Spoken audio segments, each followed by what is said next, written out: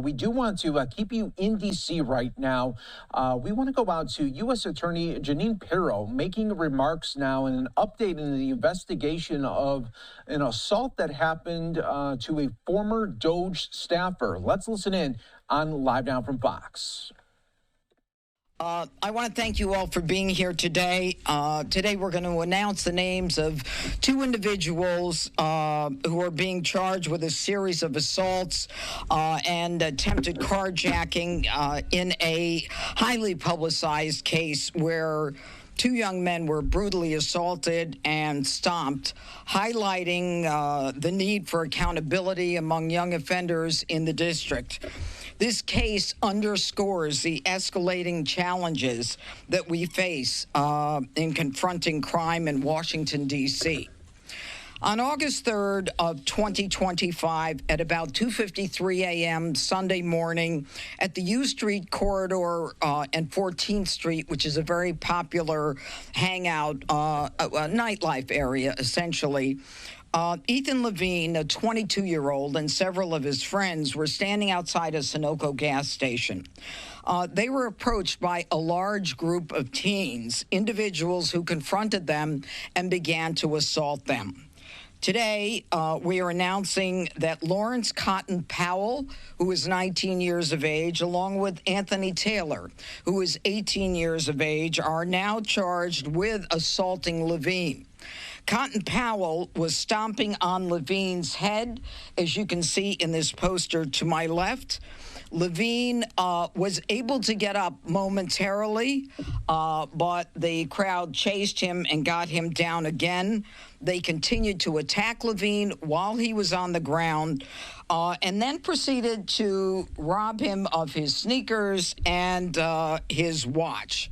The group then, after the robbery and assault of Ethan Levine, they walked in the direction of where another crime occurred within minutes.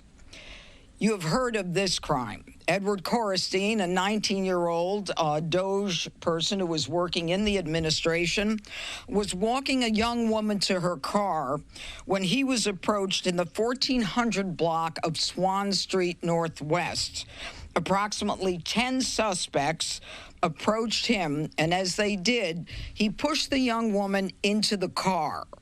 And he was protecting her from the group before he was then attacked by multiple suspects, who then punched him repeatedly, causing significant injuries to him. They got him on the ground, and as they were doing so, they demanded the car from the woman who was inside the car and had already locked the car. They were banging on the car. They were pulling the car door, trying to get the car open, and were telling the woman in the car to hand over the keys. And the woman was, as I said, able to lock the car door, so they were unable to gain entry. And it was fortuitous that someone from the Metropolitan Police Department was on patrol. He happened to pull onto the block, and he witnessed the suspects actually assaulting Coristine, who was on the ground lying next to the car. The juveniles fled, but within a short period of time, two 15-year-olds were arrested, and they were taken into the family court by the Attorney General's office. That is the local Attorney General's office. Now, I think what's significant about this case is the history of Lawrence Cotton Powell. I want you to follow me on this. Lawrence Cotton Powell is 19 years of age. He's now charged with robbery, first-degree robbery, for which he faces 15 years in prison. He also faces a charge of assault with intent to commit robbery and another 15 years. And robbery for Edward Coristine, 15 years. Assault with intent to commit robbery, another 15 years. And attempted carjacking, 5 years. Now, let me tell you his background. On April 3rd of this year, Lawrence Cotton Powell was sentenced for a felony attempted robbery. My office asked for jail time. Judge McLean, a judge sitting in the criminal part in Superior Court with no criminal background, made a decision to give Cotton Powell probation. in spite of his conviction on a felony attempted robbery. Within 31 days, by May 4th, Powell reoffends. He's rearrested while he's on probation from the felony, and he's charged with simple assault and possession of a prohibited weapon B. On May 4th, my office asked that probation be revoked. But on May 16th, that same Judge McClain comes back and releases Cotton Powell and tells him basically, be a good boy. On July 24th, he is sentenced to one of the two misdemeanors that he's charged with. Again, my office asked for jail time after he victimized yet another person. And on July 25th, another judge suspends his sentence and decides that he should be on probation. So after a felony of attempted robbery conviction, after a violation of probation, after a second crime, after a second conviction, after no compliance with C. Sosa, the judges say do better and they let him go. And guess what? Within 10 days, he's at it again with Ethan Levine and Edward Coristine. Now, the co-defendant in this case is an individual by the name of Anthony Taylor. He charged also with the same arrest. He is with the same crimes. He is from Maryland. He is 18 years old. We are unaware of any history as it relates to him. I want to thank the Metropolitan Police Department.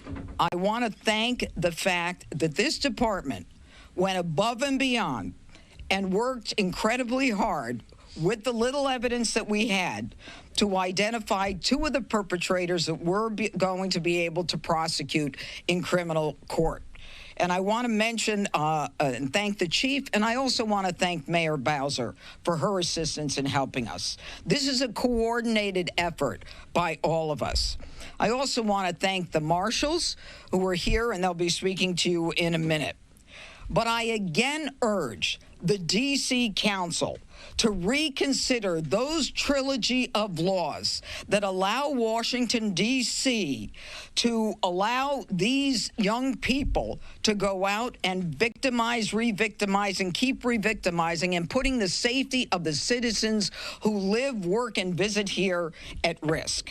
And I ask them to stand up finally and send a clear message, because the people of this district deserve no less than safety. So I want to call upon the police chief, Pamela Smith, to say a few words. All right. Thank you, Judge Pirro. Good afternoon. I'm Pamela A. Smith, Chief of Police for the Metropolitan Police Department. I'm joined today by Commander Kevin Kentish of our Criminal Investigations Division and Detective Thomas O'Donnell of the Carjacking Task Force. The Metropolitan Police Department is proud to stand alongside our partners at the United States Attorney's Office and the United States Marshals Service in announcing 2 additional arrests in the attempted carjacking of Mr. Edward Coristine. This is the latest example of the continuous partnerships between our agencies and our collective community commitment to removing individuals who harm our communities out of our community. It is because of the swift response of our officers, 2 suspects were immediately arrested after the offense occurred. Since the morning of August 3rd, detectives assigned to the Metropolitan Police Department Carjacking Task Force have worked tirelessly with all of our partners to identify and apprehend the 2 outstanding suspects. Just minutes before the attempted carjacking on Swan Street, both of these suspects were involved in a robbery just a few blocks away from U Street. This behavior is indicative of what we see time and time again. A small group of suspects committed a series of violent crime offenses in a very short period of time.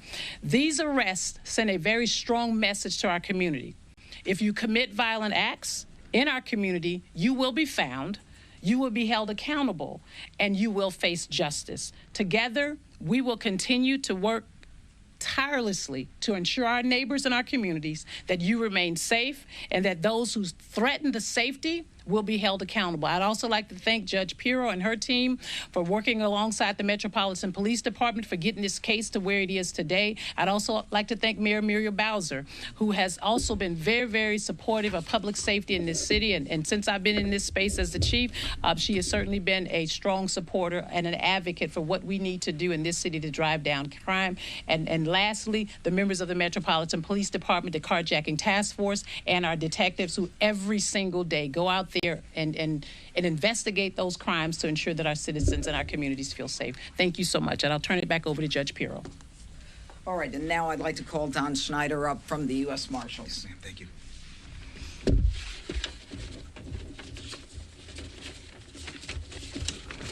Good afternoon, everybody. My name is Chief Inspector Don Snyder.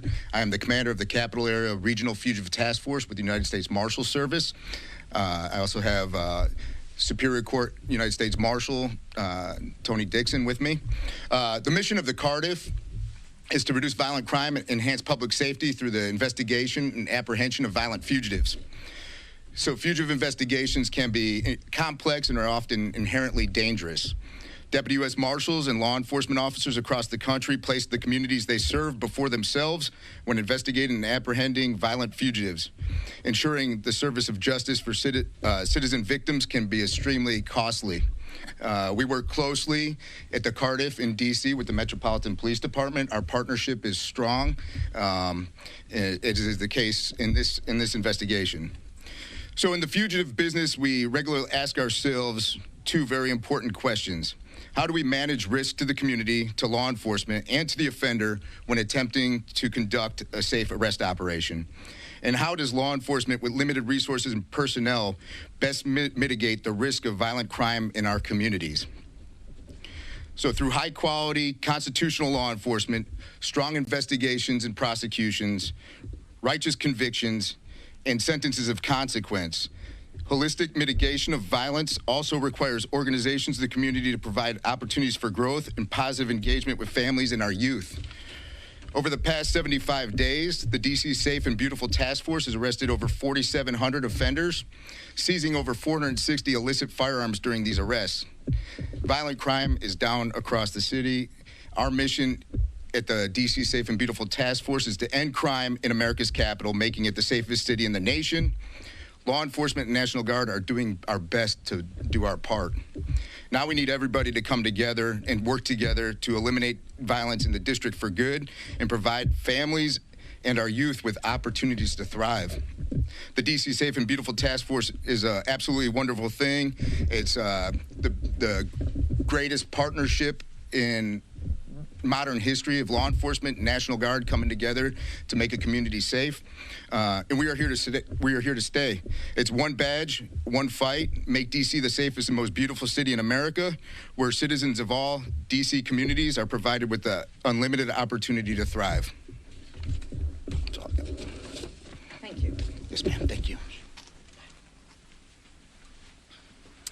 Good afternoon. My name is Robert Tony Dixon. I'm the United States Marshal for the Superior Court here in the District of Colombia. As you've heard said, first of all, let me thank Judge Pirro, United States Attorney Pirro. I want to thank Chief of Police Pamela Smith and all of her colleagues. And I also want to thank Mayor Bowser for the continued cooperation and collaboration that we have in partnerships to address these types of matters. As you've seen and as you have heard, this effort is indicative of what can happen and what does happen when we collaboratively interact to bring justice in the District of Columbia. That said, we can do it better with the assistance of the community.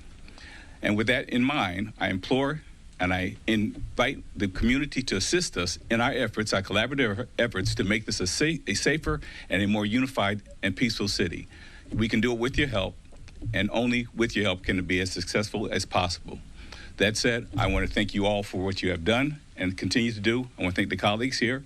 And again, I want to thank the U.S. Attorney's Office and our collaborative relationship with the Metropolitan Police. Thank you. Okay. And with respect to the cooperative, collaborative relationship, I think you all know that this is something that President Trump brought to the district in his desire to make D.C. safe and beautiful. The number of arrests, the number of convictions, the number of charges are all reflective of a cooperative effort, and they're making a difference in the district. Now, any questions? Yes. You mentioned that this 18 and 19-year-old and the two 15-year-olds that were sentenced last week were part of a larger group. Yeah. I'm wondering if you've identified any of the other individuals, and if so, how old they are and when we could expect news of others. Well, I'm glad you asked the question. The investigation is continuing. We continue to take these cases and move it forward. We're not going to be happy until we get every person who was involved in the assault on these two individuals, and we continue to do that. Make no mistake that is a priority for everyone who's standing behind me right now. Two of the 15-year-olds, as you know, have been released. Their case is closed. Our case has been put over for a preliminary hearing, I believe, I believe it's November 6th. But we expect that there will be more who will be identified and arrested. I think that what you can see here, these two defendants here are stomping on Edward Levine. You can see that there is a sneaker there. They're taking his shoes from him. And this was what Edward Coristine looked like. These are severe beatings with some severe injuries, hospitalizations by both victims. And the most stunning part of all this is they happened within minutes of each other. And we know that this same group moved from one assault to the next assault. And we are continuing to investigate with these phenomenal investigators in police department to find out where they went next. And we will. Of that, I have no question. Chief, you said that these arrests are evidence that these individuals will be held accountable and will face justice. Your officers repeatedly arrested this individual, gave the evidence to the prosecutor's office that used it to repeatedly ask that he be detained, and then he reoffended multiple times. Is that being held accountable? And is there frustration among law enforcement that they're not being held accountable despite your office's repeated efforts to provide the necessary evidence to your office? When you say that he reoffended at what point? Well, the misdemeanor in May, that he reoffended while he was out. But the chief is not responsible for what judges do. No, that's what I'm asking. Is there frustration that there's not accountability despite the effort your officers continue to put in? Let me say this. I think everyone in this room knows the amount of times we have rearrested the same individuals over and over and over again. Today's message is not new. Of course, it's frustrating for my police officers. Every single day, the expectation of this city is that they go out and police, right? And then when they keep arresting the same individuals over and over and over again, it's offensive to me. I have to sit through crime briefings Monday through Friday. We see some of the same faces over and over and over again. And when I talk about the accountability piece, that is certainly in partnership with our U.S. Attorney's Office. Make no mistake about it. Judge Pirro, as we present these cases, her office is working collaboratively with us, and she is doing what we have expected the process to do when it comes to our criminal justice system, and that is when we arrest individuals for violent crimes, that they are presented in court and that they are held accountable. When it comes to that piece, of course, I'm not a judge and I'm certainly not an attorney, but I do applaud our officers who continue every single day in this same effort. But there has to be some kind of relief, and there has to be a clear message to members and community that we're not going to continue to tolerate this. And there has to be a juvenile justice system and a justice system that are going to hold these folks accountable. Do you back the judge's request to the council that they rescind those three particular pieces of the legislation? Now you know I'm not a politician, and my position as the chief of police is to always to remain apolitical. Any legislation that is proposed by Mayor Bowser, clearly I support the mayor's presentation to the council in collaboration with the mayor. There are things that my office presents to the mayor and team with respect to what we'd like to see with regards to legislation that will help our officers police safer in our city. Chief, I just read the charging document for Taylor. It's 23 pages long and very extensive and shows multiple pictures of the beatings. But what's extraordinary is that Taylor was arrested hours after Coristine was beat up. And his photo was taken. And that seems to have been the key to the case here. I don't know if Commander Kendish wants to talk about it, but how long did it take to connect Taylor with that photograph of that arrest, with all of the surveillance photos that you had and video that you had, to finally, because it looks to me as if it was his clothing and his face, obviously, that connected the dots. And Paul, I appreciate you for asking that question. As you know, all of that is a part of the investigation, and that's what the judge and her team will present in court, the timeline and how those things panned out. Can you talk about the work that the detectives did on that? Well, I think the detectives have done an extensive work. I think Judge Pirro has said they worked tirelessly. I've said they have worked tirelessly. And in the question that the Washington Post reporter asked was that, are there others? We will continue to work and throw everything that we have at this particular, in all of our cases. This isn't just as you notice, we have this case, we have that case. They're working this entire case. Attorney Pirro. Judge Pirro. Yes. Hi. Laura Brown Lopez with MSNBC. You're charging the individuals with carjacking, correct? That's part of the charges? Yes. And so Attempted carjacking. Attempted carjacking, thank you. But President Trump said last week that he was disappointed that you were disappointed with the sentencing of the other individuals that Of the 15-year-olds by the family court? Well, without even asking you to be specific, we have long believed that it's time to lower the age of criminal responsibility.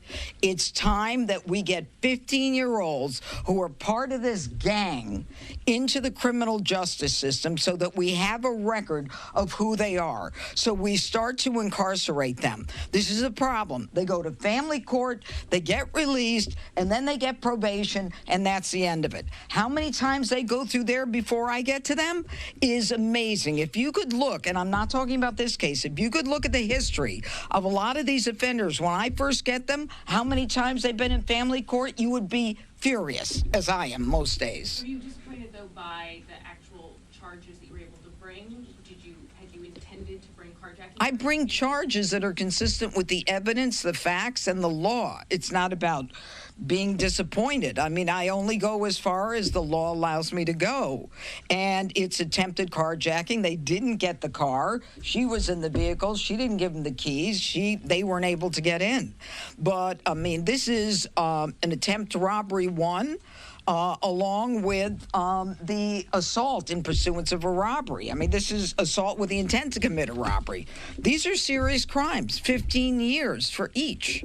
Related to this, last week, did you fire a prosecutor in your office, Liz Alloy, and did it have anything to do with the Ed Coristine case? I don't talk about personnel issues in a press conference. What else? Tell us where these two are. I know Taylor went through court, Superior Court already. When was Taylor arrested, and where is Powell? Is he in Maryland? No, they're both, where are they? They're both detained. They're in. They are now residents of the taxpayers. When were they arrested?